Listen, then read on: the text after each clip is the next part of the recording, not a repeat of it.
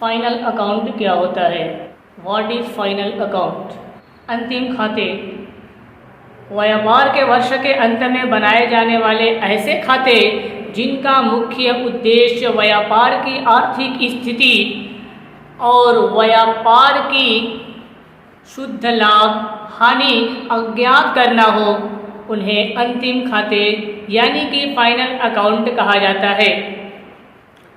Final account ये आपके तलपट की सहायता से बनाया जाता है और ये वर्ष के अंत में एक बार बनाया जाता है। फाइनल अकाउंट किसी भी व्यापार के लिए उसके पूरे पीरियड में उसके जो लास्ट डेट होती है उसी डेट को बनाया जाता है और इसको बनाने के लिए हमें तलपट यानी कि ट्रायल बैलेंस की सहायता लेनी पड़ती है। और फाइनल अकाउंट में हमारे 3 खाते आते हैं। पहला ट्रेडिंग अकाउंट जिसे हम व्यापारिक खाता बोलते हैं, और दूसरा प्रॉफिट एंड लॉस अकाउंट जिसे हम लाभ हानि खाता बोलते हैं, और तीसरा बैलेंस शीट जिसे हम आर्थिक चिट्ठे के नाम से भी जानते हैं।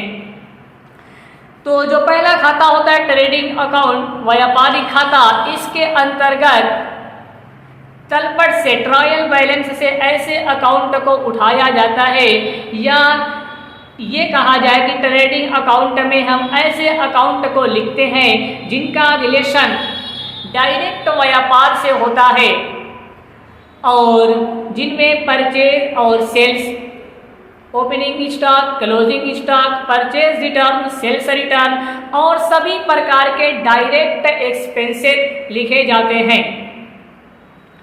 उसके बाद जो हमारा लाभ हानि खाता यानी कि प्रॉफिट एंड लॉस अकाउंट बनाया जाता है, उसके अंदर भी इनडायरेक्ट एक्सपेंसेस और सभी इनडायरेक्ट इनकम को लिखा जाता है।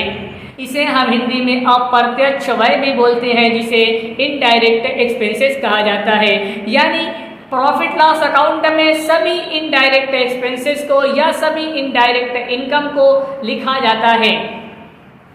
उसके बाद जो आपका बैलेंस शीट बनता है, तो बैलेंस शीट में न किसी प्रकार के खर्चे जाते हैं और न ही किसी प्रकार की इनकम को उसमें दिखाया जाता है, बल्कि इसमें आपके एसेट और लायबिलिटी को दिखाया जाता है। यानी कि जो व्यापार की संपत्ति होती है और जो व्यापार की जिम्मेदारी और दायित्व होता है उसको इसके अंतर दिखाया जाता है।